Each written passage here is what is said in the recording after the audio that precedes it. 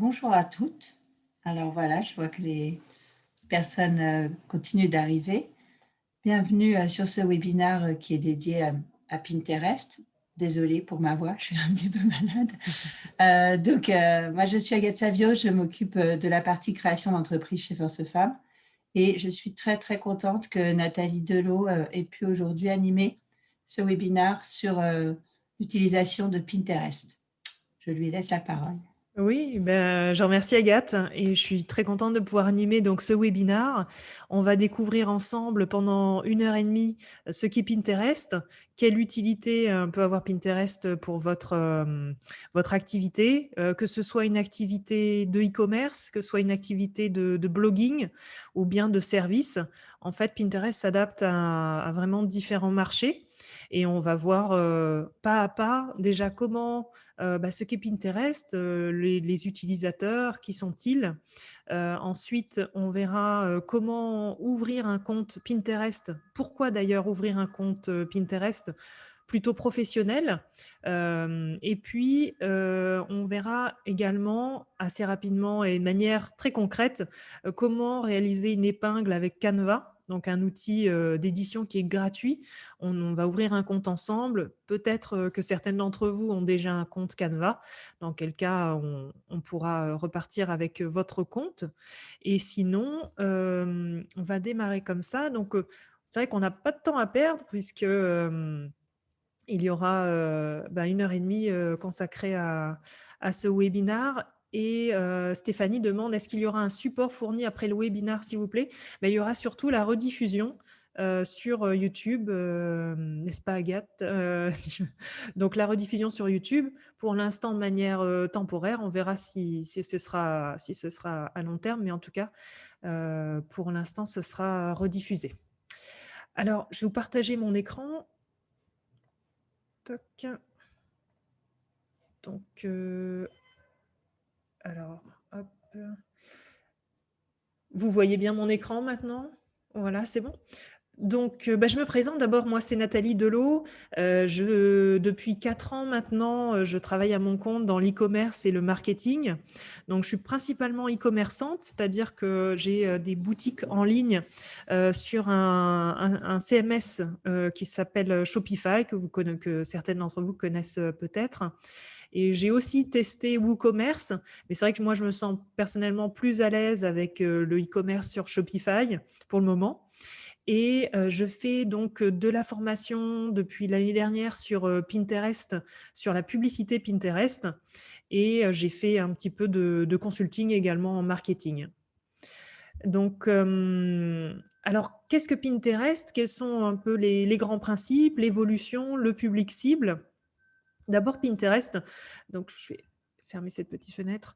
C'est un réseau social qui a maintenant un peu plus de 10 ans, qui est né aux États-Unis, en même temps que Snapchat d'ailleurs, par exemple, qui est un réseau social différent parce qui s'adresse à un public plus jeune.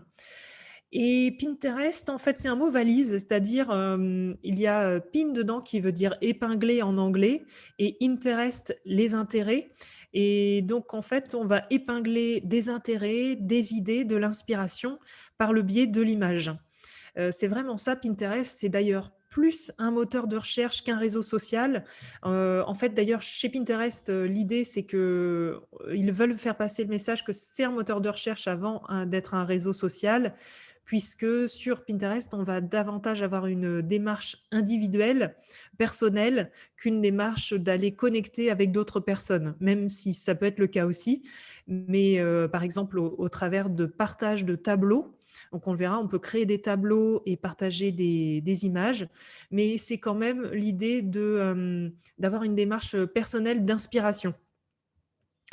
Alors, donc il y a vraiment de plus en plus d'utilisateurs qui sont conquis par, j'ai mis cette source d'inspiration inépuisable. Actuellement, il y a eu un vrai regain pour la plateforme puisqu'il y a 450 millions de personnes qui viennent chaque mois dans le monde sur Pinterest pour s'inspirer. C'est vraiment une très très forte croissance et il y a actuellement 20 millions de personnes en France chaque mois sur Pinterest. Donc, c'est un marché vraiment à ne pas négliger, enfin une plateforme à ne pas négliger. On pense souvent beaucoup réseaux sociaux, à Pinterest, au contraire à Facebook, Instagram, alors que Pinterest a vraiment beaucoup d'atouts.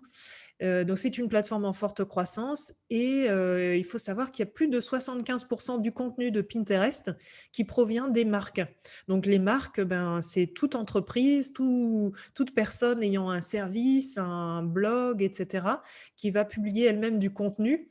Et la conséquence de ça, c'est qu'en fait, quand on est publicitaire ou simplement quand on publie des épingles sur Pinterest, on est co-créateur sur la plateforme, on est considéré comme un co-créateur, c'est-à-dire qu'il y a vraiment on est bien vu en tant que publicitaire, à l'inverse d'autres plateformes où la publicité, où les marques peuvent être considérées comme un peu nuisibles. Là, c'est pas du tout le cas, on n'est pas parasite, au contraire, ça fait partie de Pinterest d'être une marque et de proposer du contenu. Donc les relations sont facilitées avec les personnes chez Pinterest de ce simple fait-là. Alors, comment se présente la plateforme? Donc, peut-être certaines d'entre vous ont déjà l'application sur mobile et d'ailleurs 80% des utilisateurs sont sur mobile et c'est donc, quand on publie, c'est bien de regarder ce que ça donne, sur mobile. Donc en fait, sur mobile, on a 2 colonnes, alors que là, sur ordinateur, sur desktop, on en a, vraiment plusieurs et on voit qu'à première vue, les épingles sont allongées, sont en hauteur.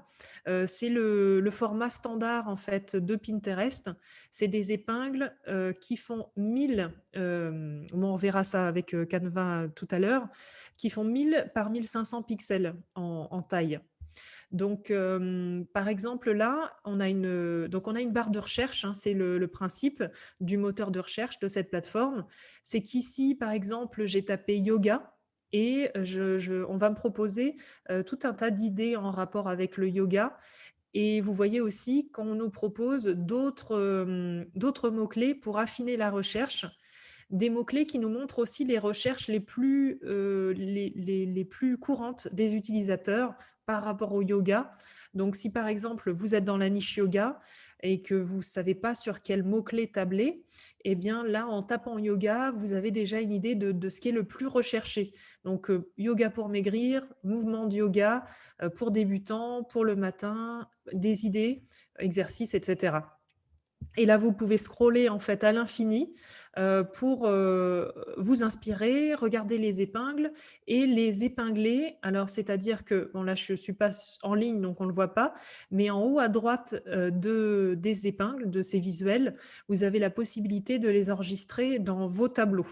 Alors, les tableaux, c'est donc un peu comme des classeurs dans lesquels on va intégrer nos idées, nos visuels. Donc là, par exemple, c'est une boutique test que j'ai ouverte et donc sur la thématique des animaux. Et les tableaux que j'ai créés sont sur cette thématique-là, jouer, alimentation, sortir, etc. Et je vais pouvoir aller dans ces tableaux y mettre mes propres épingles, donc des créations propres, et aussi des épingles d'autres tableaux que j'aurais repérés et qui me semblent pertinentes par rapport à la catégorie. Donc, je vais pouvoir ces tableaux les laisser en privé. Donc, ça va vraiment être pour soi-même, ou alors en public. On a tout intérêt à laisser les tableaux publics et à faire en sorte qu'ils soient visibles par les autres personnes pour créer du trafic sur notre site internet. Alors, Pinterest, c'est quand même une majorité de femmes. On dit 60% de femmes, 40% d'hommes. En réalité, sur la plupart des thématiques, c'est quand même vraiment une grande majorité de femmes. Et au niveau des âges, les 25-64 ans sont la catégorie dominante. Sont plutôt si on devait faire un profil type de l'utilisateur de Pinterest, ce serait donc une femme entre 25 et 64 ans, plutôt cadre et urbaine. Donc il y a plus d'urbains sur Pinterest dans les grandes villes, donc en France, Paris, Bordeaux, Marseille, Toulouse, etc., sont bien présents, ces publics-là. Donc il y a vraiment une très, très forte croissance puisque là, on voit donc aux États-Unis, dans le reste du monde, les données. Et pour, par exemple, donc en 2018, il y avait 265 millions d'utilisateurs. Et vous voyez, 2 ans, 3 ans plus tard, on est à 400 à 450 millions d'utilisateurs. Donc ça a doublé, vraiment quasiment doublé en l'espace de 2 ans, de 3 ans maintenant. Et ça a vraiment fait un bond d'ailleurs au moment du confinement, du premier confinement en France, puisque les gens avaient besoin d'inspiration, de positif. Et c'est une plateforme qui justement est particulièrement axée sur la positivité. C'est rare de passer du temps sur Pinterest et d'être en colère ou de pousser un coup de gueule par rapport à quand, par exemple, on passe du temps sur Facebook et on voit une actualité qui ne nous plaît pas. C'est vrai on peut ressentir de la frustration. Là, ce n'est pas du tout le cas sur Pinterest. 91% des personnes affirment que Pinterest est une plateforme positive parce que, en fait, quand on va sur Pinterest, c'est vraiment dans le cadre d'inspiration, de projets qui peuvent être la décoration d'une chambre d'enfant, un projet de refaire sa garde-robe, par exemple, un projet même à court terme, hein, simplement s'inspirer pour des recettes de cuisine au quotidien. Pendant le confinement, ça a été occuper les enfants, de quelle manière, des idées pour les occuper au quotidien. Donc, c'est axé positif et on voit bien qu'au niveau des recherches, c'est très lié au positif. Le CEO de Pinterest dit que c'est en fait la plateforme a un état d'esprit axé sur l'avenir, c'est-à-dire que c'est une plateforme de projet à plus ou moins long terme. Alors, l'intérêt de faire de la publicité sur Pinterest, c'est que d'abord par rapport aux autres plateformes, on a un coût publicitaire qui est vraiment moindre. Alors le CPM, c'est-à-dire le coût pour 1000 impressions publicitaires sur la plateforme. Alors 1000 impressions publicitaires, c'est comme si on vous montrait un panneau publicitaire 1000 fois. Ça peut être, vous pouvez être la même personne regardant ce même panneau publicitaire 2 fois de suite. C'est vraiment le nombre d'impressions. Et donc, ces 1000 impressions coûtent entre 1 euro et 2,50 € sur la plateforme, alors que c'est 10 fois plus cher sur Facebook, par exemple. Donc là, au niveau des coûts et de la visibilité, on a un ratio qui est plutôt vraiment favorable. Ensuite, il y a quand même moins de concurrence, donc plus de visibilité. Alors, moins de concurrence aussi parce que toutes les niches, toutes les catégories de produits ou de services ne sont pas forcément compatibles avec Pinterest. On est sur un public, comme on l'a vu, de femmes qui sont plutôt urbaines, qui recherchent certaines choses. Alors, le mieux, c'est quand même de tester dans un premier temps pour voir si notre niche est compatible. Pour vous dire quand même un peu dans les grandes lignes, les plus grandes catégories, ça va être la mode, la beauté, la cuisine, la décoration bien sûr, et tout ce qui touche à l'art en général. Ça peut être peinture, dessin, tatouage et autres. Enfin, il y a vraiment une catégorie art qui a beaucoup, beaucoup grandi en France, et bijoux bien sûr qui s'intègrent aussi dans ces niches-là.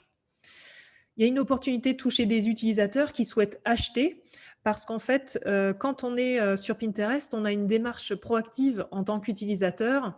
On va vouloir aller vers, par exemple, un projet de décoration de notre maison, acheter des coussins pour son canapé. Et à ce moment-là, derrière, dans l'idée, c'est on souhaite acheter. Et c'est en ça que c'est en tant que marque, c'est vraiment intéressant d'aller sur Pinterest parce qu'on va trouver des personnes qui vont taper les mots-clés exacts de ce qu'ils recherchent. Et nous, on va pouvoir les cibler par la suite. Ensuite, vous pouvez désactiver les commentaires. Alors, c'est-à-dire que souvent, quand on fait de la publicité sur, par exemple, Facebook, on met notre publicité en valeur et on a différentes personnes qui peuvent commenter la publicité et parfois de manière négative parce que simplement peut-être on les a mal ciblés ou le produit leur correspond pas. Et à ce moment-là, on va être très souvent sur notre téléphone à modérer les commentaires, à toujours avoir dans l'idée que il faut que je regarde ma publicité. Ici, soit on les désactive, soit on les laisse actifs. En fait, il y a peu de personnes qui vraiment viennent commenter les publicités et on ne passe pas nos journées à surveiller les notifications. Donc, c'est quand même moins chronophage. C'est moins chronophage aussi du fait qu'on ne soit pas en train de courir pour renouveler les visuels, les vidéos, parce que il y a moins de lassitude en fait de la part des utilisateurs. On considère que par exemple, si on fait une publicité avec une vidéo ou un visuel, on va pouvoir le laisser à peu près 30 jours sans que les utilisateurs se lassent, ce qui est déjà une très très bonne durée par rapport à d'autres réseaux où vraiment au bout de 2 semaines, les utilisateurs sont lassés, vont parfois masquer les publicités parce qu'ils l'ont trop vu. Alors, l'intérêt donc de l'organique et du sponsor, alors là, je vous ai montré une capture d'écran, je pris une capture d'écran de mon smartphone. Vous allez voir que si je clique, alors comment on reconnaît une épingle sponsorisée? C'est que c'est écrit juste ici, en fait, en bas de l'épingle elle-même, vous voyez sponsorisé par eBay France. Et c'est là que vous voyez en fait que c'est une épingle publicitaire. À côté, on a d'autres épingles qui sont des épingles dites organiques, c'est-à-dire que c'est des épingles qui n'ont pas fait l'objet de publicité, de mise en avant plus poussée. Ceci dit, quand on tape une recherche, là, mettons culture du romarin, on peut tout aussi bien tomber sur une épingle organique qu'une épingle publicitaire. Mais l'épingle publicitaire va être vue un bien plus grand nombre de fois, évidemment, puisque elle va cibler un plus grand public.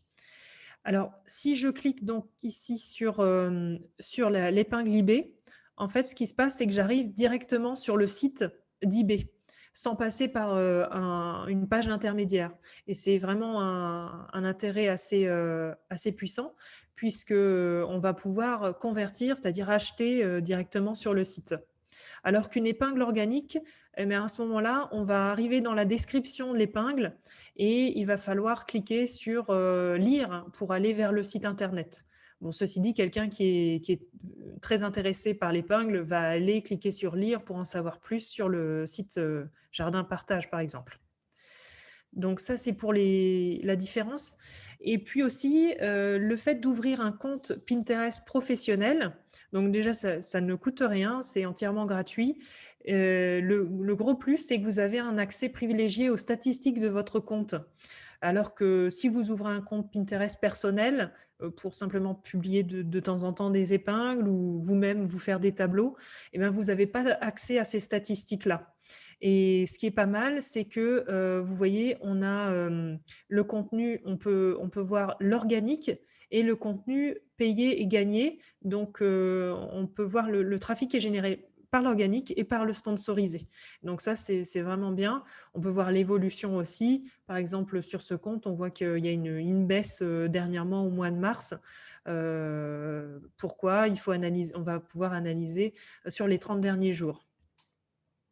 Alors, on va voir ensemble comment ouvrir un compte publicitaire.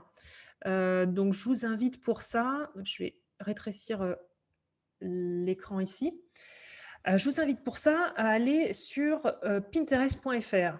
Donc, c'est... Attendez, ça, je vais le... Bon, je vais le laisser parce que sinon... Donc, pinterest.fr, vous voyez, et vous allez normalement atterrir sur cette page-là avec écrit Bienvenue sur Pinterest. Et vous allez avoir la main sur le fait d'ouvrir un compte Pinterest. Donc, je vais vous laisser y aller progressivement. Et puis, je vais regarder s'il y a des questions aussi qui s'affichent. Je ne sais pas s'il y avait des questions, Agathe, sur la première partie, non, pour le moment. De toute façon, on va revenir sur les questions à la fin. Il y aura un petit peu de temps. pour répondre à vos questions. Donc, vous n'êtes pas encore sur Pinterest, eh bien, inscrivez-vous. C'est ici. Et là, vous allez écrire, alors pas tout de suite, vous allez d'abord cliquer sur créer un compte professionnel. Comme ça, vous ferez d'une pierre deux coups et vous pourrez ouvrir aussi bien un compte personnel que professionnel. Alors moi, j'ai créé une adresse mail à l'occasion puisque donc, alors hop, une adresse de testing. Alors Alice Testing 411. Testing 411. gmail.com, créer un mot de passe, et puis l'âge, voilà. Bon, pas 40 ans, mais bon, je vais mettre ça. Et puis, vous créez un compte, tout simplement. Voilà. Alors, est-ce que j'enregistre le mot de passe plus tard? Et là, vous allez atterrir sur le tableau de bord. Donc, où vous pourrez, donc on appelle ça le Business Hub. Et vous aurez accès directement à la partie Analytics. Donc, pour l'instant, évidemment, on n'a pas de trafic. Alors, vous n'allez pas pouvoir analyser grand-chose. Mais une fois que vous aurez du trafic, vous pourrez avoir quelques données déjà ici. Alors, donc vous pouvez, à partir de là, créer une épingle, hein, bien sûr, revendiquer votre domaine, ce sera important, et puis créer des épingles, les tableaux, etc. Je regarde un petit peu l'heure, donc intérêt de la publicité, on a fait. Ouverture d'un compte publicitaire, on est dessus. Bon, bah, c'est bien parce qu'on a un peu d'avance, on pourra passer un peu plus de temps sur Canva. En fait, une fois que vous êtes là… Nathalie, pardon, il y a Oui, une petite question justement parce que vous avez parlé des domaines. oui, Dominique demande si quand on a une activité qui n'est pas très visuelle, elle est écrivain public en l'occurrence, est-ce que c'est oui. intéressant pour elle d'être présente sur Pinterest et quel type de visuel elle peut poster? Oui, alors c'est à tester dans tous les cas pour voir si ça peut fonctionner et poster quelques visuels. Alors si on n'a pas de visuel, on peut poster par exemple des citations. Les citations, c'est quelque chose, c'est une catégorie qui fonctionne très bien. Si je vais là dans conversion, non, non. Ben, je vais aller sur Pinterest plutôt le pinterest.fr avec un compte que j'ai déjà. Non, il faut déjà que je crée mon profil. Alors, oui, pour y répondre, en fait, simplement, les citations fonctionnent très bien. Elles sont très recherchées. Après, quand on est écrivain, ben, on a forcément une thématique privilégiée ou des valeurs à partager. Donc, ça peut être des conseils. Ça peut être par rapport… Alors, je ne sais pas si vous avez un blog, par exemple, mais si vous avez un blog et que vous écrivez de temps en temps des articles, ça peut être de mettre en avant les 5 astuces pour écrire un roman. Enfin, je ne connais pas exactement votre niche. Ou s'il s'agit vraiment de la vente de romans, eh bien, présenter la couverture au moins du livre et puis après faire une description au niveau de l'épingle. Voilà. Donc, il y a des possibilités de faire autrement qu'avec… Enfin, il faut du visuel, mais on peut mettre en avant le texte aussi. Donc, oui, il y a ça. Alors, bon, voilà, pour vous présenter un petit peu la plateforme, on a ici, en fait, on peut passer de l'un à l'autre, de la page d'accueil au Business Hub. Donc, par exemple, si je vais sur la page d'accueil, je vais arriver sur voilà, il me demande déjà de développer mon profil parce que sinon, je ne peux pas passer à l'étape d'après. Donc, justement, ici, on va indiquer le nom du profil. Donc, par exemple, ici, nom d'entreprise ou de la marque. Bon, testing Pinterest. Pinterest. Avez-vous un site web? Alors oui ou non. Bon, si vous en avez un, bien sûr, c'est intéressant de l'indiquer. Ici, j'en ai pas. Ensuite, je vais mettre le pays d'où je suis. La langue, c'est important de la configurer aussi ici d'entrée de jeu parce que sinon, par défaut, ce sera peut-être l'anglais. Donc, ce sera mieux en tout cas. Et bien sûr, ensuite, vous pourrez configurer les campagnes, par exemple en français, donc beaucoup plus pratique. Ensuite, quel est le domaine d'activité de votre marque? Donc, vous voyez qu'en fait, il y a déjà, au travers des catégories qui nous sont proposées, on voit qu'il y a quand même déjà des intérêts qui sont plus forts que d'autres. Par exemple, n'est pas mis en avant l'automobile. Ce n'est pas forcément une niche très puissante sur Pinterest. Les voyages, ils y sont toujours, mais en forte baisse parce que récemment, c'était plus compliqué. La santé, le bien-être, l'éducation, design et art, événements, bricolage, mode, beauté, cuisine et boissons sont parmi, l'éducation aussi sont parmi, mais le business d'ailleurs, business, entrepreneuriat, c'est aussi des niches importantes. Donc sont parmi les niches ici qui ont du poids en fait sur Pinterest. Donc mettons mode ici. Suivant, c'est vraiment un exemple. Ensuite, ils vont vous demander obtenez des recommandations personnalisées en fonction de vos informations. Donc, est-ce que vous êtes entrepreneur? Est-ce que vous êtes blogueur? Est-ce que vous faites du commerce de détail, de l'e-commerce? Est-ce que c'est des biens de consommation, produits ou services que vous vendez? Mettons ici biens de consommation ou services. Suivant. Et puis, est-ce que vous êtes intéressé par la diffusion d'annonces ou non sur Pinterest? En fait, ça n'a pas vraiment d'impact sur le compte lui-même. C'est simplement que si vous êtes intéressé par la diffusion d'annonces, vous aurez plus facilement la possibilité de rentrer en contact avec un agent de chez Pinterest qui pourra vous conseiller sur l'optimisation de votre compte et sur vos campagnes par la suite. Donc, mettons, je suis intéressé. Et puis là, en fait, on peut commencer déjà à créer notre première épingle.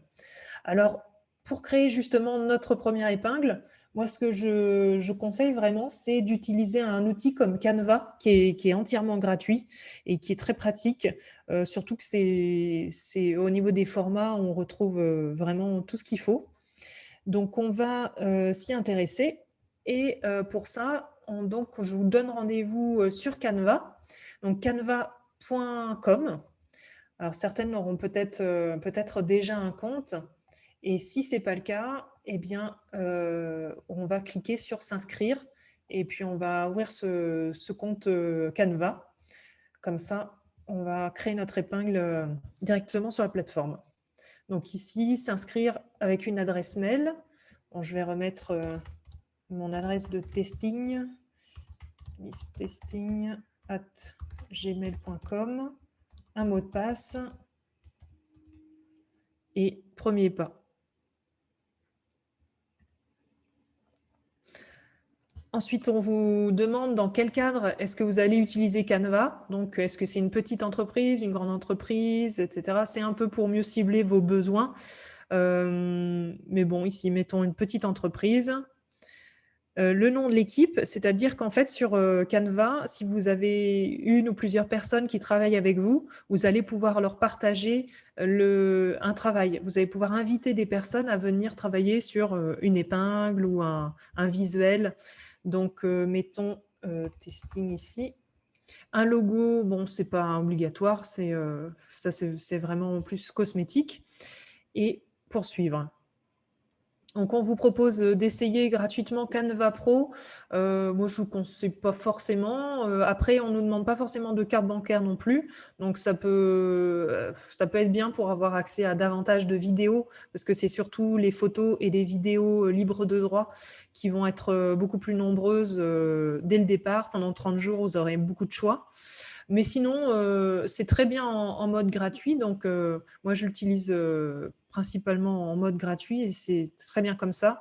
Bon, il se trouve qu'à côté, j'ai quand même Photoshop pour des travaux plus précis, mais on peut très bien faire beaucoup de choses avec Canva sans être graphiste. On peut arriver à des choses très bien.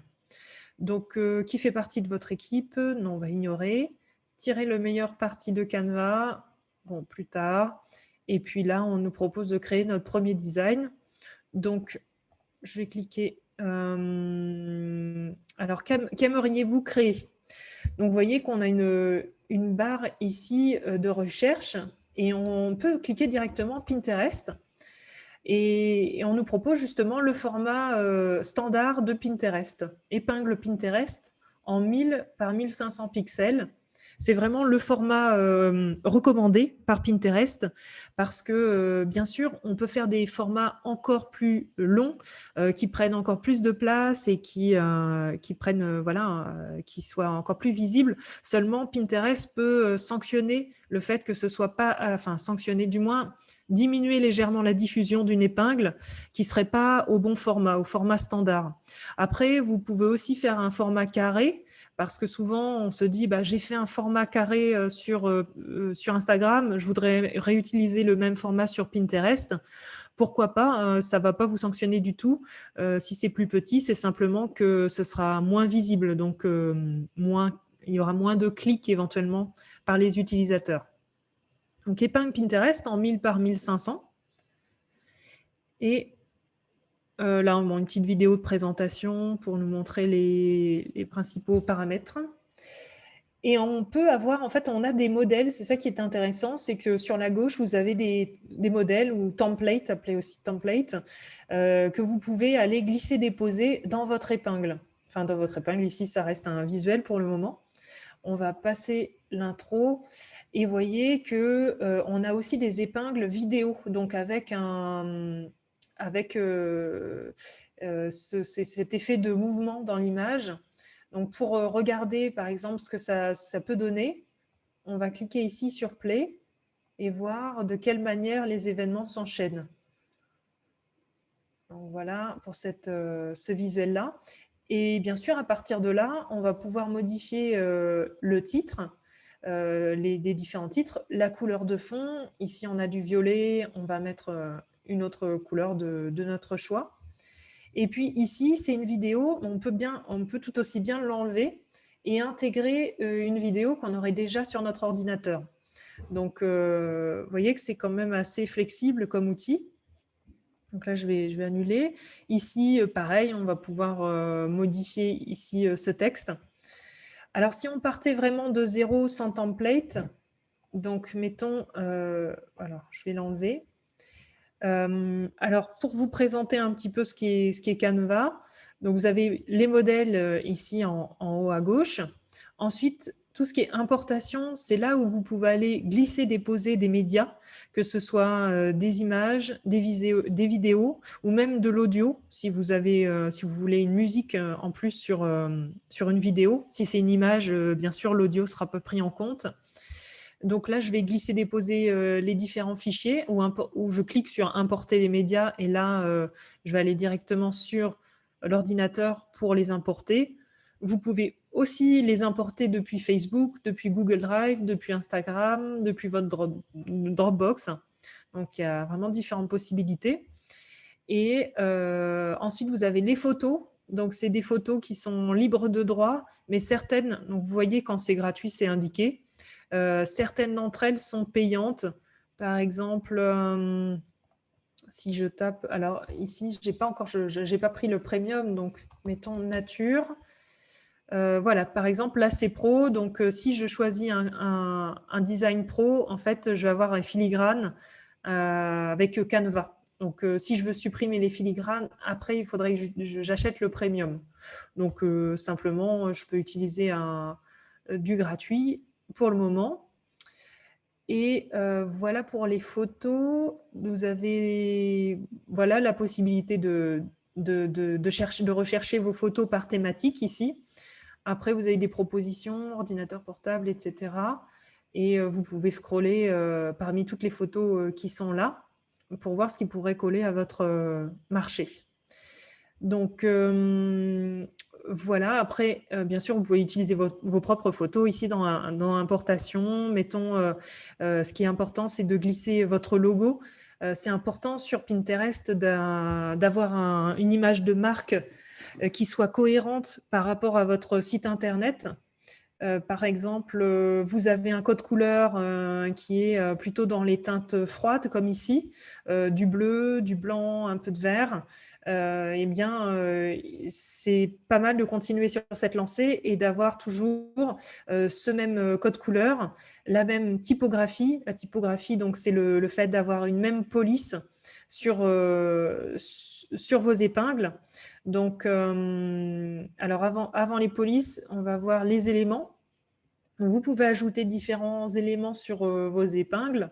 Donc, il y a à la fois les lignes, les formes, les cadres. Les cadres, c'est par exemple, un cadre va vous permettre d'insérer une image dans votre cadre. Par exemple, si je le mets ici et que je vais dans photo, je me dis qu'ici, je vais intégrer cette rose ici. Je vais la glisser et poser dans ce petit cadre-là et ça va s'intégrer. Donc ça, c'est pour cet élément qui donc s'appelle le cadre. Vous en avez toutes sortes. Vous pouvez les afficher tous. Ce qui est pas mal, c'est les formes. Ça peut être très utile pour intégrer un titre, par exemple, si vous voulez faire un bandeau comme ici et y rajouter du texte. Donc ça, c'est pas mal. C'est assez modulable. Vous en avez pareil, tout type. Ensuite, vous avez des stickers. Donc, il y en a certains font GIF, c'est-à-dire qu'après, si vous voulez que ce soit animé, il faudra l'importer au format, enfin l'exporter au format GIF. Donc, si je le mets ici et que je veux l'exporter, vous voyez que j'ai la petite flèche ici pour exporter mon visuel. Si je clique, en fait, soit je l'exporte en vidéo MP4, soit au format GIF. Mais si je l'exporte en PDF, ça sera statique. Hein. Il n'y aura pas cet effet de mouvement dans l'image. Donc voilà. Alors après, c'est vrai qu'on en a pareil, toutes sortes. C'est vraiment un outil qui permet d'être créatif avec tout sous la main, puisque on a par exemple aussi des dégradés. Comme ça, qu'on va pouvoir, mettons, faire un effet ici ou je ne sais quoi. On peut tout tester et puis enlever si ça ne nous plaît pas. Ensuite, voilà, vous avez différents objets, des croquis de fleurs, des animaux, des arcs-en-ciel.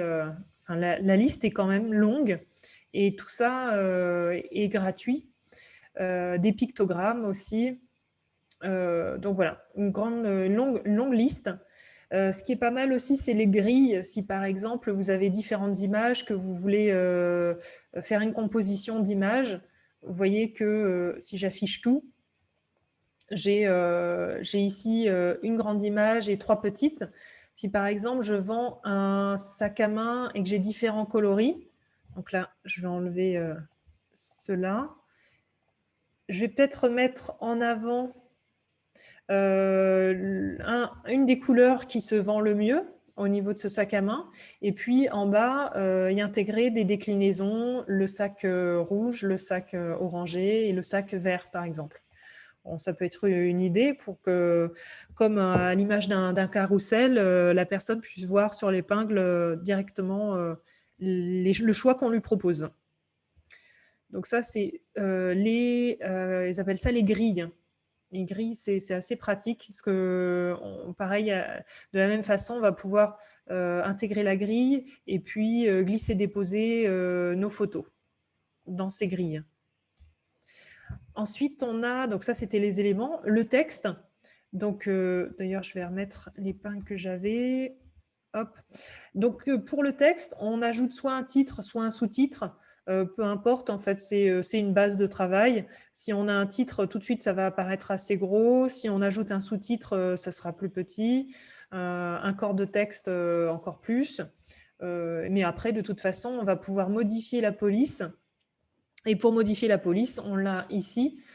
Donc, on a des polices qui sont libres de droit, pareil, et d'autres polices qui sont premium.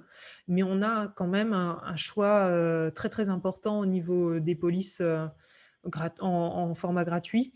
Donc, par exemple, ici, mettons que sur mon site, j'ai Bodoni.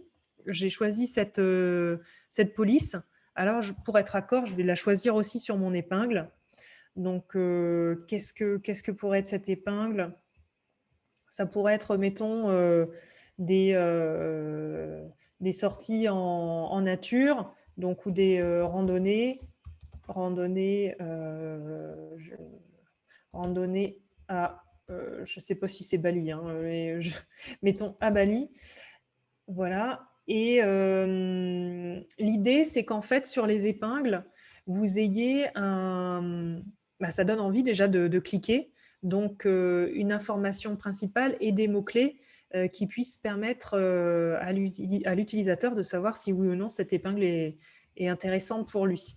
Donc, par exemple, je vais m'y randonnée à Bali, ça pourrait être, ou alors qu'est-ce que nous inspire cette photo?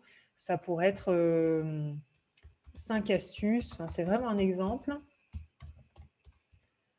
euh, pour voilà pour randonner euh, de manière minimaliste, par exemple, si la thématique minimaliste. Bon, alors après, il faut que ce soit visuel, donc on va peut-être élargir ici le bandeau de manière à ce qu'il soit plus visible. Et puis, on va mettre aussi un peu de gras parce que faut quand même se mettre à la place de l'utilisateur qui est sur Pinterest. Il y a tout un tas de visuels et en plus, il le voit sur téléphone. Donc, il faut que ce soit quand même au niveau de la police assez grand. Donc, voilà. Bon, là, j'avoue que c'est quand même presque un petit peu long comme phrase. Pour randonner, ça pourrait être pour randonnée minimaliste. Ça va être, mettons nos mots-clés. Et puis, vous pouvez aussi ajouter en bas de l'épingle le nom de votre site. Ça peut être une incitation à justement s'intéresser à votre site ou savoir que vous êtes bien un site internet www.alicetesting.fr ou .com. Voilà. Après, à vous de choisir la police que vous souhaitez. Et puis, si vous avez un logo, vous pouvez aussi l'intégrer pour ça, mais vous le glissez, déposez dans Importation et ensuite, vous pouvez l'intégrer. Bon, mettons que ici, je veuille intégrer un logo. Bon, c'est déjà assez chargé. Il ne faut pas non plus trop charger parce que faut que visuellement, si vous voulez, les astuces pour qu'une épingle soit bien cliquée, enfin, et du succès, c'est que l'image, elle soit plutôt claire, lumineuse. Donc ça, c'est important qu'un visuel soit lumineux, contrasté aussi. Donc bien regarder si l'image, voilà. En général, les images de très bonne qualité sont plus contrastées que les images de moins bonne qualité. Il y a aussi le fait d'avoir des couleurs chaudes. Ici, ce n'est pas le cas, c'est des couleurs froides. Mais avoir des couleurs chaudes, c'est souvent plus... des études montrent que l'œil est davantage attiré par les couleurs chaudes, donc c'est plus porteur. Après, sur l'épingle elle-même, eh bien, c'est plutôt au niveau des mots-clés que ça va se jouer en fonction de votre niche. Et pour ça, on a vu que sur Pinterest, et pour savoir les mots-clés, bon, ça, c'est une petite astuce. Après, c'est vrai que là, je dois aller assez vite. Mais par exemple, on est sur la niche du minimaliste.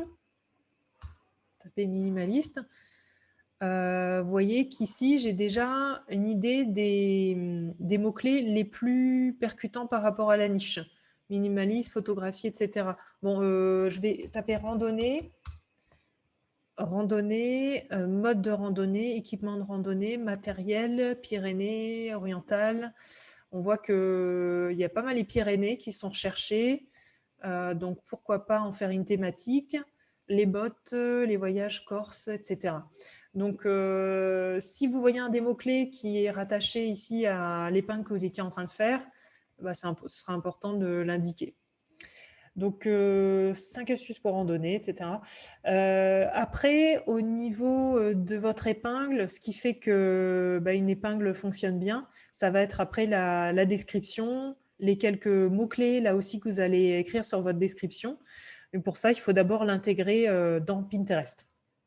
Donc, pour l'intégrer, eh bien, c'est simple, on va l'exporter. Donc ici, on a le format vidéo MP4 ou le format GIF. Ici, sachant que j'ai vraiment, c'est un GIF, hein, cette petite image, je vais le mettre en court extrait, sans son. Donc le GIF, ce sera sans son. Et le télécharger. Voilà, cliquez sur télécharger. Le téléchargement est en cours. et normalement, ça va atterrir directement sur votre bureau. Donc, Nathalie, oui, on a une question par rapport au site internet et il y en avait deux autres avant sur Pinterest, mais je vais attendre qu'on y revienne. oui. Mais là, sur Canva, le site internet, est-ce qu'on ne doit pas le mettre dans un lien hypertexte? Si, on peut le mettre aussi, mais ça, en fait, on peut faire les deux. Les Pinterest va pouvoir analyser aussi bien le contenu sur l'image que le contenu dans la description. Donc, la description, de toute façon, on va être, c'est même très conseillé, enfin, on va mettre le lien de notre site sur l'épingle elle-même aussi. On va l'indiquer. Donc, on va voir ça tout de suite. Donc là, je l'ai téléchargée. Hop, elle est sur le bureau. Et voyez que, où est-ce qu'elle est, mon épingle? Alors, hop, hop, hop, sans doute dans les récents. Voilà, si je regarde, voilà, on a bien cet effet avec le GIF et la feuille. Donc, c'est bon. On va la mettre de côté, ici, toc, sur le bureau. Et puis, je vais retourner dans Pinterest. Et pour créer cette épingle, donc on va aller dans Annonces, dans Créer, et créer une épingle. Ici, Créer. Donc là, sachant qu'on est nouveau sur Pinterest, ils vont vouloir nous présenter les différentes options d'édition, les images, etc. Bon, on ne va pas faire visite guidée maintenant. Et pour créer votre épingle, donc déjà, on a la possibilité d'en créer d'ailleurs plus d'une. En cliquant sur plus ici à gauche de votre écran, vous verrez qu'en fait, on peut les accumuler. Donc là, si je clique sur plus, j'en ai plusieurs. J'en ai 1, 2, 3, 4. Je peux vraiment les faire les unes après les autres, optimiser mon temps et les faire en bloc.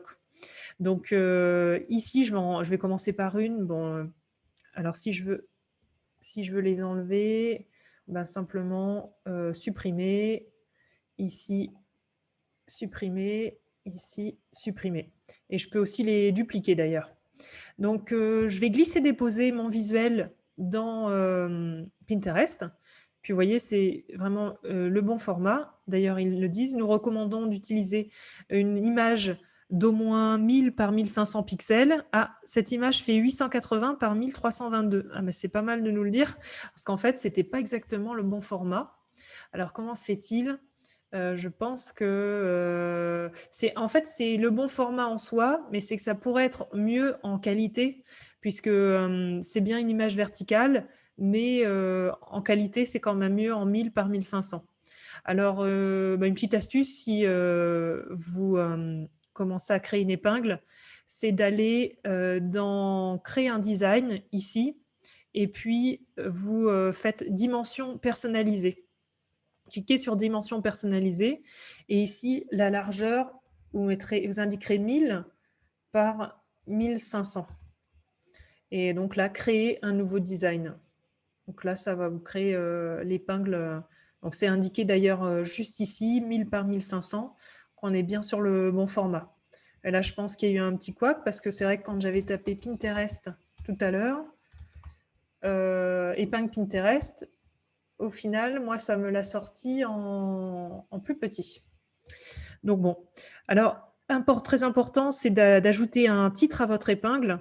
Pour ça, le mieux, c'est d'avoir soit vous rappeler les mots-clés de votre épingle, soit d'autres mots-clés, mais en général, il faut qu'on comprenne en moins de 40 caractères, donc c'est vraiment assez court, quel est le point que vous voulez marquer.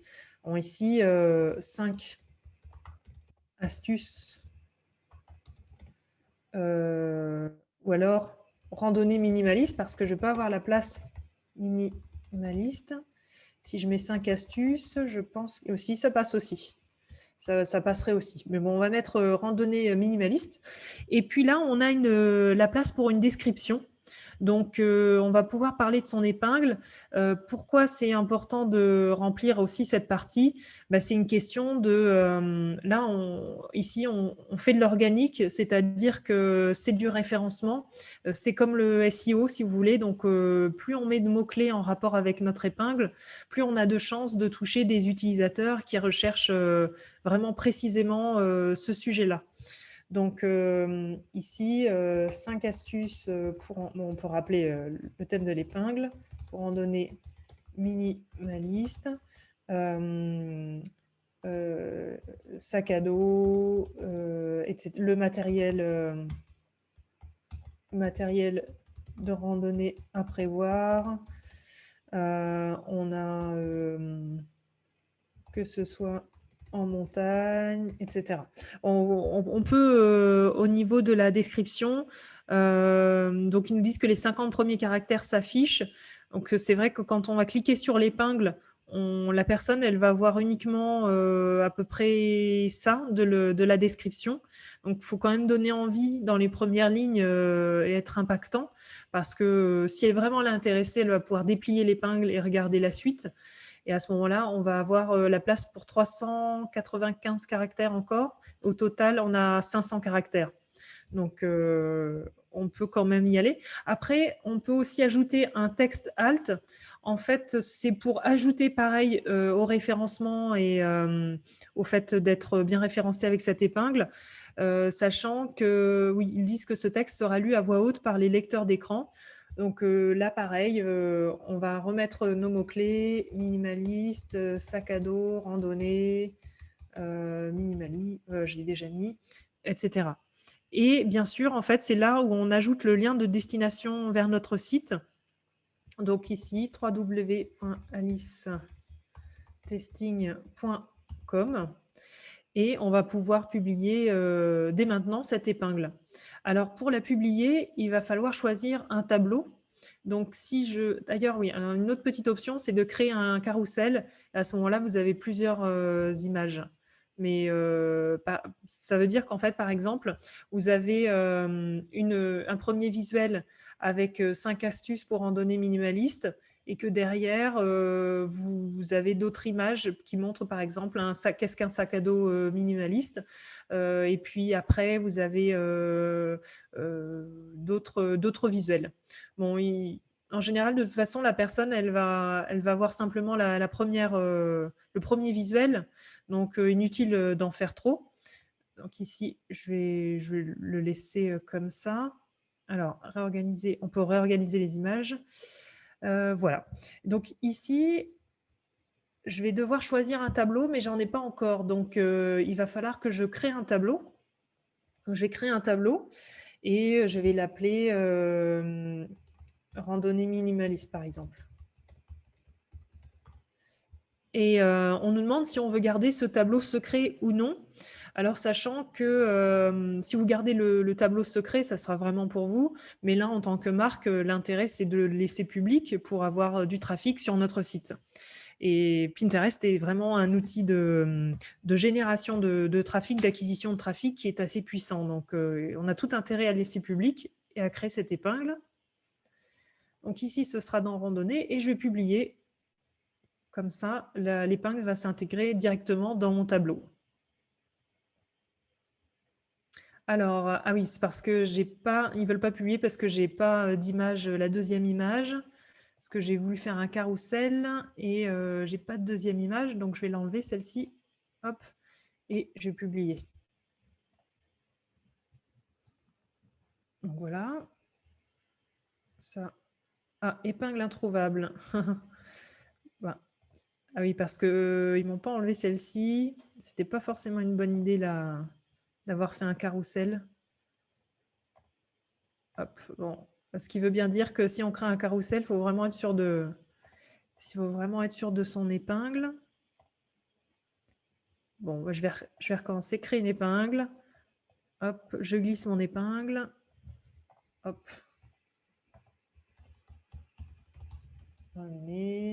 Bon, c'est juste un exemple. Et puis, www.com, publier. Voilà.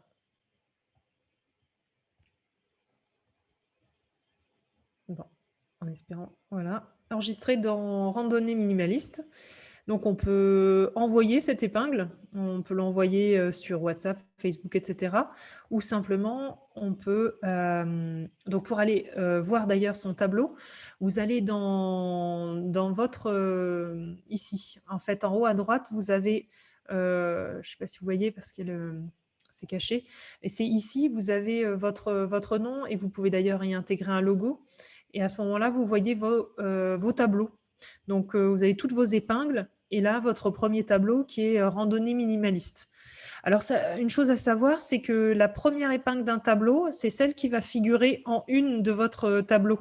Donc, si vous faites des tableaux thématiques et que vous voulez un peu harmoniser vos tableaux, eh bien, faites attention à ce premier visuel de manière à ce que ce soit bien cette image que vous voulez mettre en avant. Voilà pour les épingles. Donc, par rapport à Canva, bon, j'ai encore un petit peu de temps sur Canva. Quels sont les designs? Vous pouvez mettre des arrière-plans aussi. Il y a toute une gamme d'arrière-plans, soit unis, soit avec des fonds. Là aussi, vous en avez pas mal qui sont gratuits, donc à vous de voir. Et puis, des vidéos, alors pareil, il y en a certaines qui vous sont proposées, donc pourquoi pas. Sachant que la vidéo, c'est quand même très porteur au niveau de Pinterest et même des autres réseaux sociaux. La vidéo est quand même reine en termes d'impact visuel, donc c'est très bien d'en proposer. Les visuels statiques fonctionnent très bien aussi. Ça dépend de ce que vous mettez en avant, en fait, et dans votre épingle. Mais ce qu'il faut retenir, c'est quand même que le texte que vous mettez sur votre épingle a pas mal d'impact. Par exemple, sur Pinterest, si je vais dans la page d'accueil, on nous demande de choisir des thèmes pour la page d'accueil. Oui, vous verrez que en fait, Pinterest personnalise votre fil d'actualité en fonction des thématiques que vous privilégiez. Donc, par exemple, si je commence à choisir fitness, exercice, camping, architecture, animaux, et il me demande d'en choisir un de plus, pelouse et jardin, terminé. On va me personnaliser mon fil en fonction de ces thématiques-là. Et après, vous verrez que quand vous commencez à faire des requêtes sur, mettons, ici, les chaînes, arbres, et bien après, et que vous commencez à enregistrer ces visuels dans vos tableaux, mettons que je trouve pertinent d'avoir dans... On va rester dans la randonnée minimaliste. Ma valise minimaliste, mettons ça va rentrer en adéquation avec mon tableau sur la randonnée minimaliste. Je vais le choisir et puis je vais l'enregistrer aussi dans randonnée minimaliste. En fait, voilà, ce qui se passe, c'est que vous pouvez tout aussi bien publier vos propres visuels et les visuels d'autres personnes, sachant que le contenu original, le contenu que vous créez vous-même, eh bien, c'est quand même le plus important. La proportion, c'est de respecter, mettons, 20%, alors au moins 20% de contenu propre et le reste en contenu réépinglé. Bien sûr, c'est mieux si la proportion elle est de 50-50. Mais si vous voulez commencer à générer du trafic sur votre site, c'est bien de faire des épingles qui redirigent vers son site internet de toute façon. C'est plus pour alimenter en fait vos tableaux et créer du trafic directement sur Pinterest. Par contre, quand vous voulez créer du trafic sur votre site, bien, le but c'est de créer des épingles propres, qui vous sont propres. Par exemple, là, finalement, j'ai le site internet qui s'affiche ici. Bon, c'est pas un vrai site, mais si j'y allais et que c'était un site internet, j'atterris directement sur le site en question. Et en fait, voilà ce que voit la personne qui arrive sur votre épingle dans le fil. Enfin, une fois qu'elle a cliqué sur votre épingle, qu'elle peut aller aussi sur le site. Et là, c'est aussi important d'avoir un nom. Bon, ici, c'est vraiment un exemple qui soit cohérent avec votre marque Et pour ça, on va aller personnaliser sa page d'accueil. Donc, hop, personnaliser, non, pardon, c'est pas la page d'accueil, c'est le fait de paramétrer plutôt son compte, donc dans paramètres. Donc, c'est le nom affiché qui va être important ici. Et si par exemple, j'ai un site de randonnée qui s'appelle Rando Extrême, par exemple, ou Extrême, voilà, je vais afficher Rando Extrême. Et puis, le nom d'utilisateur, c'est celui qui va apparaître sur l'URL de mon compte. Donc là, pareil, c'est quand même mieux que je reste cohérente. S'il y a la possibilité de mettre rando extrême, bien, je vais l'indiquer. Il sera important aussi de remplir votre profil, donc de parler un peu de vous en quelques lignes, de remplir bien sûr l'URL de votre site, d'avoir, si vous avez une adresse de contact, de l'indiquer, votre code pays, ça c'est plus pour vous, et numéro de téléphone, à ce moment-là, si vous le mettez, il sera public. Vous pouvez inclure un point de vente si vous en avez un. Pareil, l'adresse, si vous l'indiquez ici, sera publique sur le profil et votre pays. Voilà. Ensuite, un point important, une fois que vous aurez créé votre compte, ce sera de revendiquer vos contenus et donc votre site web. Et puis, si vous avez d'autres réseaux sociaux, que ce soit Instagram, Etsy ou YouTube, vous pourrez les mettre en relation avec votre compte Pinterest. Comme ça, vous pourrez aller piocher dans vos visuels Instagram, Etsy, YouTube pour les mettre sur Pinterest et gagner du temps. Donc, voilà pour les épingles. Donc, à peu près les possibilités que vous avez avec les épingles. Ensuite, je ne sais pas s'il y avait des questions entre-temps sur les épingles Si, elles-mêmes. alors, Oui. il y a eu des questions qui datent de tout à l'heure. Euh, Quelqu'un qui crée des bijoux et qui demande si c'est plutôt dans la rubrique mode ou art ou autre. C'est la Oui. rubrique qui pose question. Alors, les bijoux, c'est plus dans l'art, hein, ça aura plus d'impact dans la rubrique art. Parce que déjà, actuellement, et puis depuis quelque temps déjà, c'est vraiment la rubrique qui regroupe qui a vraiment une très forte audience. Donc, et les bijoux sont plus régulièrement cherchés dans art. Après, voilà, mode, ça dépend si vraiment les bijoux sont axés, si la boutique elle est axée sur des bijoux avec des tenues. Mais si c'est vraiment les bijoux, à ce moment-là, c'est plus l'art. Ouais. D'accord, merci. Et Nadia a trouvé la réponse à sa propre question, ce qui était pour configurer entre compte classique et compte pro, mais visiblement, elle a trouvé la réponse. D'accord. Oui, alors en fait, si vous avez un compte, bah, je vais vous montrer ça, parce que j'ai fait un visuel là-dessus. Donc on a vu pour l'ouverture du compte publicitaire, je vais réafficher en plus grand. Ah, je suis obligée de les faire défiler. Toc, toc, toc. Hop. Voilà. Alors, l'ouverture, on l'a vu. Donc, créer un compte professionnel, ça vous permet dès la première fois d'avoir les statistiques et puis d'avoir, voilà, vous avez l'accès aux statistiques et puis vous faites d'une pierre deux coups. Sinon, si vous avez pas, si vous avez déjà un compte en fait personnel, vous pouvez aller en haut à droite de votre compte et déverrouiller les outils professionnels. Vous verrez cette partie-là. Donc à ce moment-là, vous aurez accès aux statistiques. Comme sur un compte professionnel, ça va vous permettre aussi d'intégrer les coordonnées de votre entreprise. Alors la création, on l'a vu avec Canva. Donc ça, c'est fait. Le fonctionnement de la publicité. Donc en fait, une fois que vous avez votre compte professionnel, vous allez pouvoir créer des campagnes.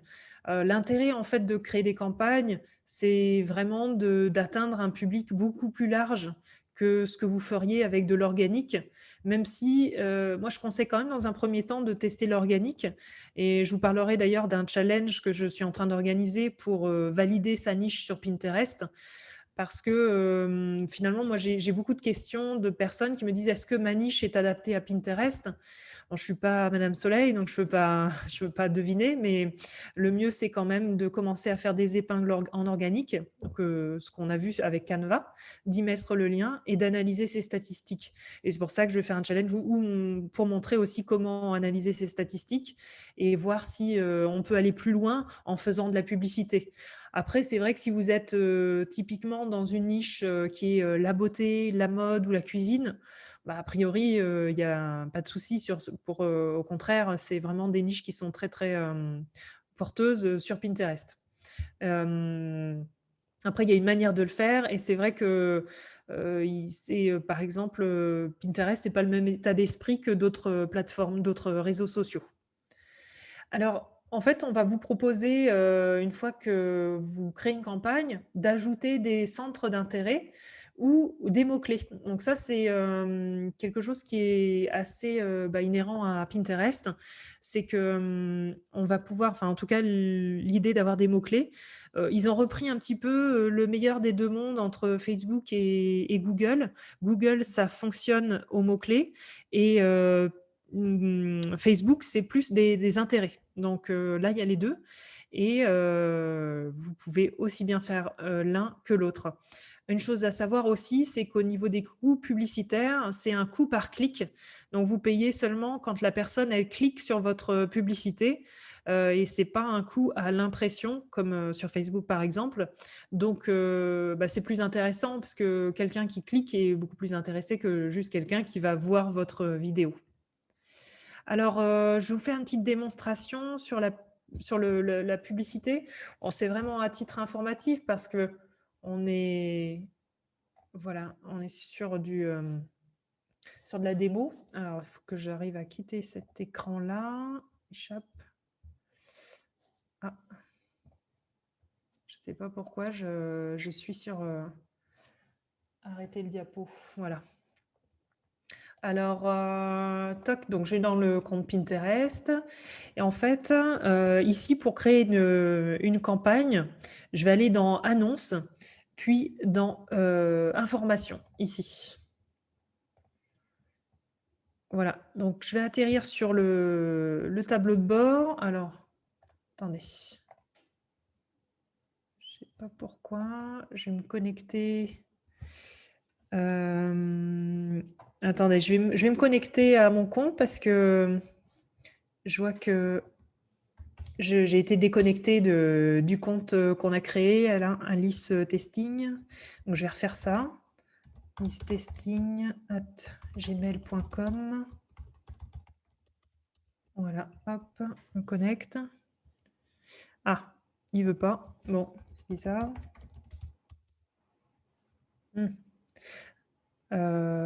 Étrange, j'arrive pas. Je vais vous montrer plutôt les captures d'écran à ce moment-là parce que j'arrive pas à accéder. En fait, voilà. Ah, j'atterris au début. Attendez. Hop, ici. Voilà. Bon, pour vous présenter en fait un peu les campagnes, l'objectif qui va nous intéresser dès l'instant où on vend quelque chose, c'est vraiment la conversion.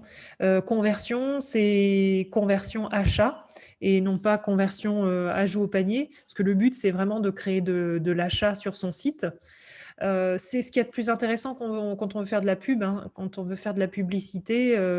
Alors, il y a bien sûr des marques, des grandes marques comme Guerlain, Chanel, etc., qui, eux, font des campagnes en notoriété puisqu'en fait, le marché est vaste pour eux et le but, c'est par exemple de montrer la dernière campagne publicitaire pour un parfum et ils vont choisir la notoriété de marque parce que c'est vraiment bon, ils ont le budget pour ça et puis c'est différent de l'objectif conversion, mais leur but c'est d'atteindre la plus grande audience possible.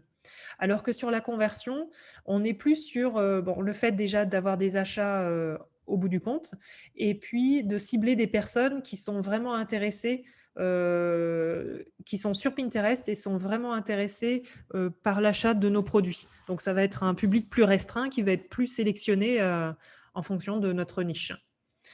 Ensuite, pour la campagne, donc on va pouvoir mettre le nom de notre campagne et la laisser active. Et alors là, c'est et voilà. Ensuite, vous aurez accès en fait aux intérêts et aux mots-clés. Donc, vous verrez qu'au niveau des intérêts, dès que vous sélectionnez une catégorie, mettons design ou finance, vous allez avoir le nombre de personnes, la taille de l'audience potentielle qui va s'afficher sur votre droite, sur la colonne de droite. Donc, ça peut aller très vite. Par exemple, si vous choisissez toute la catégorie mode, vous allez avoir en France à peu près autour de 9 millions de personnes. Donc ça va être vraiment beaucoup pour commencer. Ça dépend de votre budget. Voilà, il faut trouver un équilibre parce que si on commence avec un petit budget publicitaire, il faut quand même choisir une audience plutôt raisonnable. Une audience plutôt raisonnable, c'est quand même autour de entre 800 000 et 1 million de personnes. Ça peut surprendre comme ça 1 million de personnes, mais en fait, l'algorithme de Pinterest a besoin quand même d'une audience assez large pour bien fonctionner et choisir au sein de ce filet les personnes qui seront le plus intéressées par ce que vous avez à vendre. Donc, par exemple, en fait, dans chaque catégorie, vous verrez qu'il y a des sous-intérêts. Donc ça, c'est un intérêt. Vous verrez qu'il y a des sous-intérêts. Et mettons que dans le DIY et bricolage, vous choisissez simplement les bijoux DIY. À ce moment-là, c'est vrai que ce sera pas toute la catégorie, ce sera plus ciblé sur ce que vous vendez vous. Et vous verrez qu'au niveau de la taille de l'audience potentielle, ce sera, si vous prenez un sous-intérêt, ce sera bien moins important. Ensuite, au niveau des mots-clés, alors moi, je ne vous conseille pas de faire à la fois des mots-clés et des centres d'intérêt. C'est-à-dire que si on fait les centres d'intérêt et qu'on mélange avec des mots-clés, on va se retrouver avec des audiences un peu étriquées. Donc, les mots-clés, il en faut 25 minimum. On peut faire une audience de mots-clés en cernant vraiment bien ce qui peut être tapé par les personnes qui souhaitent nous trouver. Donc, on peut pour ça utiliser un outil qui est Google Trends, où on peut utiliser aussi l'outil statistique de Google. Il y a aussi Ubersuggest, il y a quelques outils comme ça qui permettent de rechercher des mots-clés à partir d'un mot-clé qu'on a choisi qui a rapport avec notre catégorie. En fait, donc là, j'ai pas de capture d'écran sur l'après, mais vous y mettez, c'est vraiment pour vous brosser un portrait de la publicité parce que c'est plus complexe que ça. Mais vous mettez en fait en place votre épingle. Donc, vous allez pouvoir sélectionner l'épingle que vous souhaitez promouvoir et ensuite y mettre le budget et le coût. Alors, on peut lancer ces campagnes en automatique, c'est-à-dire que c'est Pinterest qui choisit le coût par achat qui sera adapté à votre produit, ou alors vous choisissez vous-même un coût par achat maximal. Vous dites, voilà, je vends un produit à 39 €, moi, mon coût de produit, c'est 7 €. Je peux mettre 20 € de publicité pour être break-even, pour ne pas être dans le négatif. Donc à ce moment-là, je vais avoir un coût par achat autour de 20 €. Et c'est comme les enchères, en fait, le coût par achat. C'est-à-dire que plus vous mettez un coût par achat élevé, plus vous avez la possibilité d'avoir l'ascendant sur vos concurrents. Après, il ne faut pas non plus mettre un coût par achat au-delà du raisonnable, puisque Pinterest, lui, va dépenser en conséquence. Donc, il faut cerner son objectif de rentabilité quand même pour, bien sûr pouvoir rentabiliser tout ça. Alors, le lancement d'une campagne, j'ai d'autres captures d'écran. Bon, c'est vrai que non, je crois que c'était la seule que j'avais sur les campagnes. Un exemple de résultat obtenu, donc ça, c'était, par exemple, pour 8 000 € investis.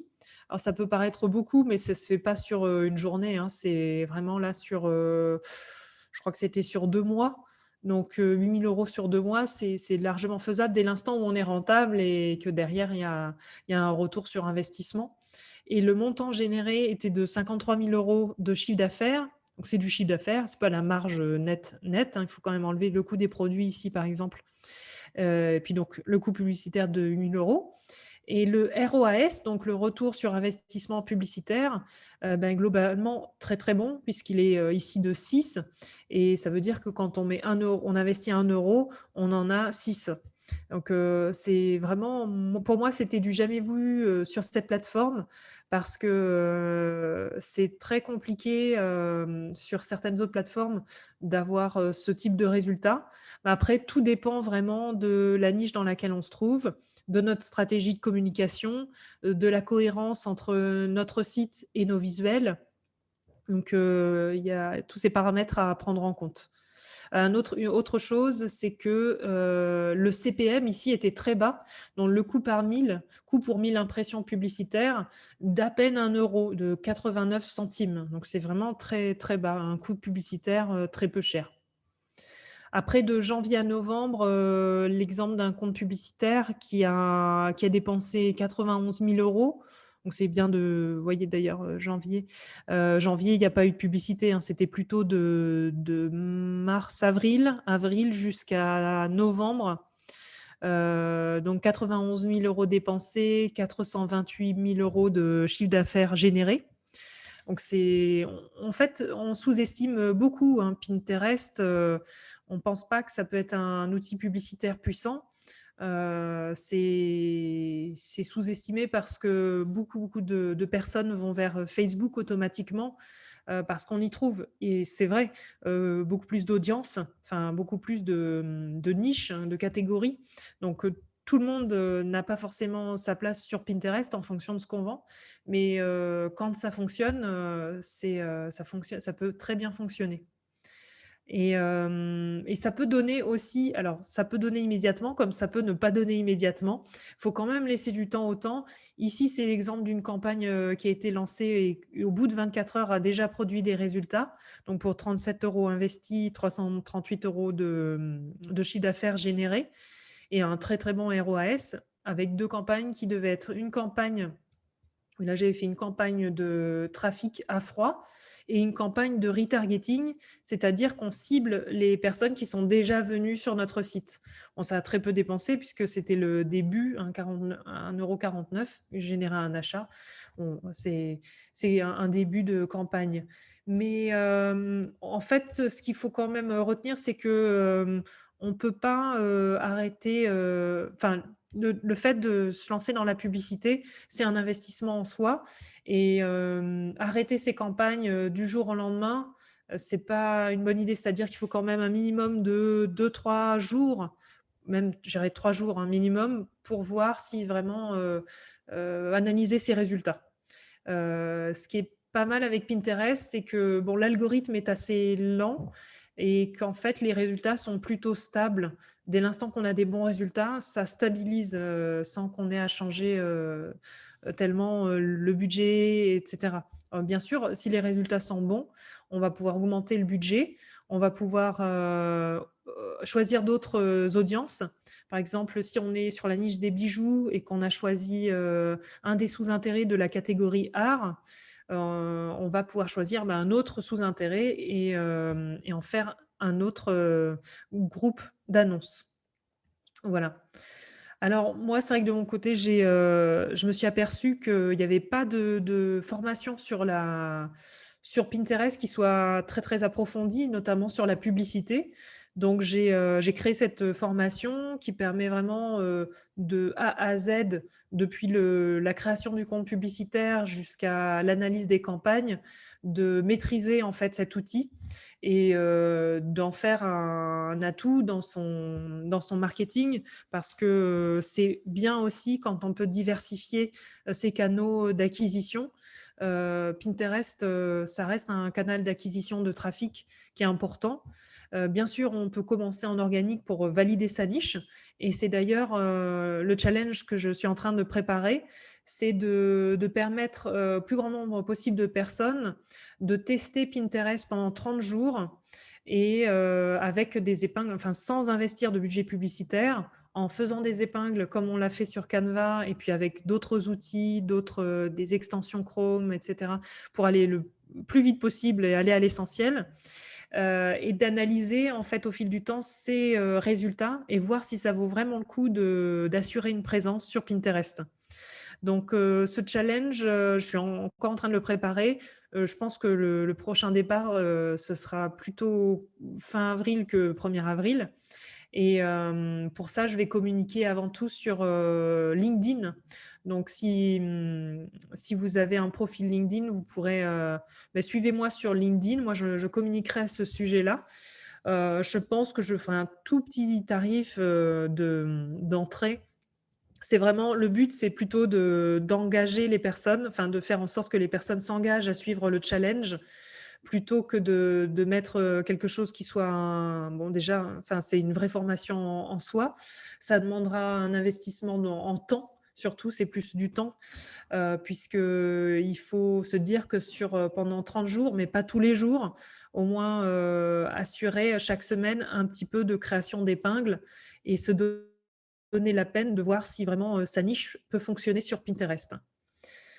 Donc voilà, je vous laisse mes coordonnées. Donc moi, c'est Nathalie Delot et donc sur LinkedIn, vous me trouvez sous ce nom-là. Voilà, il y a aussi le QR code si certaines d'entre vous ont téléchargé l'application sur le téléphone, vous pouvez passer le QR code avec votre smartphone. Alors, il nous reste un petit peu de temps pour les questions. C'est vrai qu'on a fait pas mal. Alors, il y a eu 3-4 questions. Donc, quelqu'un a déjà un compte perso et a créé son compte pro. Et donc, peut-être avec la même adresse, je ne sais pas, mais elle n'arrive pas du coup à retrouver le compte pro vu qu'elle a déjà ce compte perso. Alors, elle a créé aussi le compte. Alors, normalement, si elle a un compte pro et qu'elle est sur son compte pro, il faut aller sur. Alors, je vais retrouver ça. En fait, attendez. C'est toc, toc, toc. Ici, une fois qu'on est là, en fait, il faut que vous retrouviez en fait votre profil personnel. Et à droite du profil personnel, vous aurez déverrouillé les outils professionnels ici. Ou alors, si le compte professionnel est déjà en place, à ce moment-là, il faut aller sur le Business Hub. Comme on a vu, on peut switcher de l'un à l'autre. Et vous aurez accès aux statistiques normalement sur ce compte-là. Donc, soit cette démarche-là, soit aller en haut à gauche, vous avez Business Hub. Voilà. D'accord, merci. Une autre question de Jobelli, c'était de dire sur Instagram, on a les likes et du coup, on sait comment les utilisateurs consultent ce qu'on poste. Oui. Est-ce que sur Pinterest, il y a ce système de feed aussi et qui nous permet de voir que nos épingles ont été vues? Oui, bah, tout à fait. En fait, c'est justement les statistiques du compte qui permettent de savoir quelles épingles d'ailleurs ont été vues. On va pouvoir vraiment analyser sur chaque épingle combien de clics ont été réalisés. Donc, clic aussi sur chaque épingle, on va pouvoir aller voir les likes parce que les personnes peuvent liker aussi nos épingles. Et donc, on a les likes, les vues, les clics. Et ça, on va pouvoir l'avoir vraiment dans la partie statistique. Ce qu'il faut savoir, c'est que par rapport à Instagram, le Pinterest permet vraiment pour chaque visuel de donner une URL précise. Alors que sur Instagram, on va devoir aller sur la bio pour aller rechercher le site internet de la personne, et ce qui n'est pas très intuitif.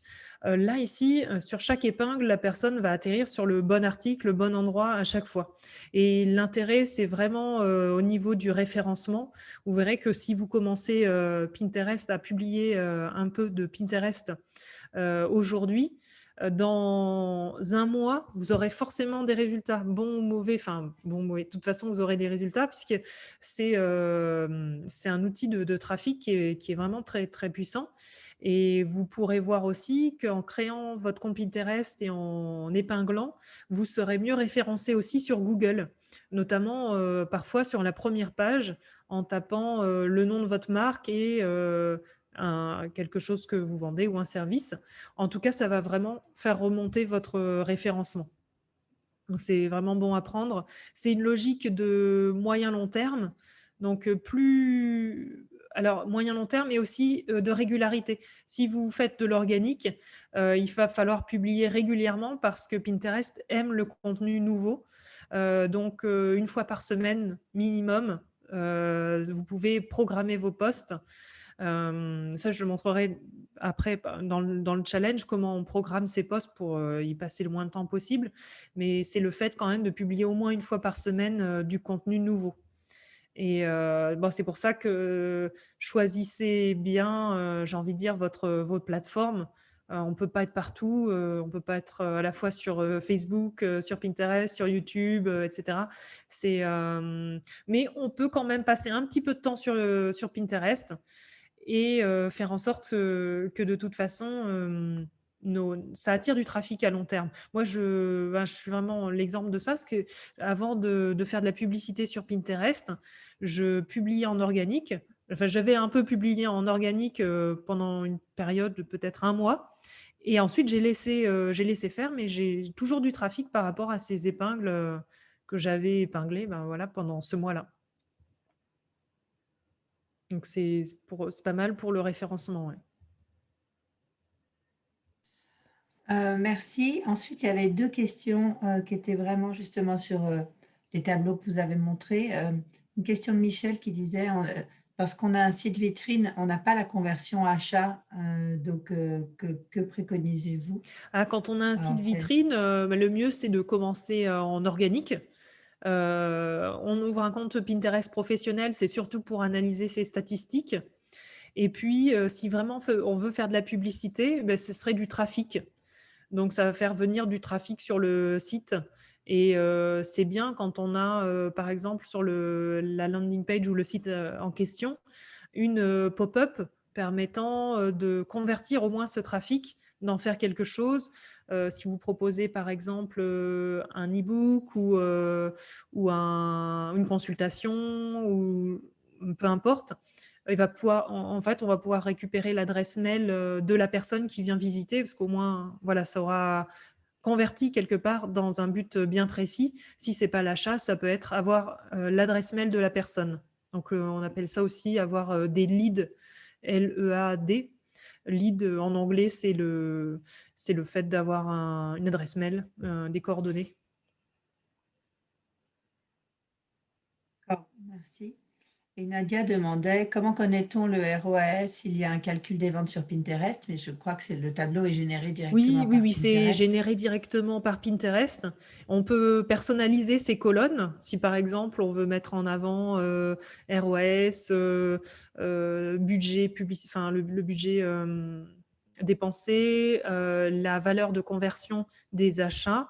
Donc ça va être le chiffre d'affaires généré, le nombre de clics, le CPM, le coût par 1000, etc. On va pouvoir les configurer, les campagnes. On en a qui nous sont proposées par défaut, mais on peut aussi les personnaliser et le ROAS en fait partie. D'accord. Et les chiffres générés sur ce Les tableau chiffres sont calculés.